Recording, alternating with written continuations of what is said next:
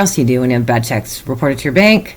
I decided to track him down, and I did. I found out where he lived. I found out everything about him. I even knew some mutual friends. And the reason why I wanted to track him down is because I need to find out who the mole was. I wanted to know who was the person who gave him the bad checks, because I didn't know who had stolen the checks from me. I was not positive, and I had narrowed it down to 2 people, but I wasn't certain, and I had to know who it was. So I approached Daryl, and he ignored me at first, and then finally he called me back, and he said, hey, look, I'll meet you, and I will give you half the money right now.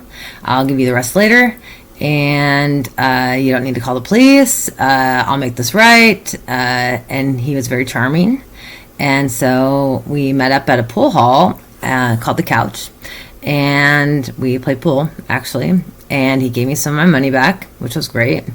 And I kind of had like a renewed sense of like, hey, human beings are not that bad.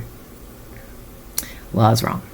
Anyways, Daryl proceeded to seduce me, and I'm kind of a slut, and I have a little bit of a reputation for getting around. It's just my thing. I'm an nympho. It happens. So when I'm not doing like good works, I'm probably fucking. That's a true story. So I slept with Daryl a couple times, and he's way older than me, and he's way not really in my class, I guess, or my league. And not that I'm high up in a league. He's just older, and he's just fat and not very attractive, and he has no teeth, and I don't know why. I do know why I did what I did, but it's not anything that I can explain really right now.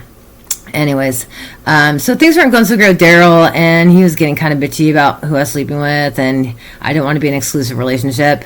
And so I started like pulling away, and I guess you could call me flighty, but I was getting kind of flighty. And I have this really bad habit of when people piss me off, though, or they ignore me, I just blow up. Like, I mean, I get enraged, and I want to burn your house down.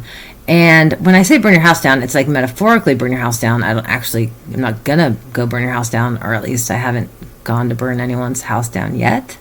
But usually I just say a bunch of really nasty things, and I'm just really, really bitchy and terrible. But I don't actually do anything. Like, I'm not acting on it. Like, I'm just saying it, but it is what it is. Anyways.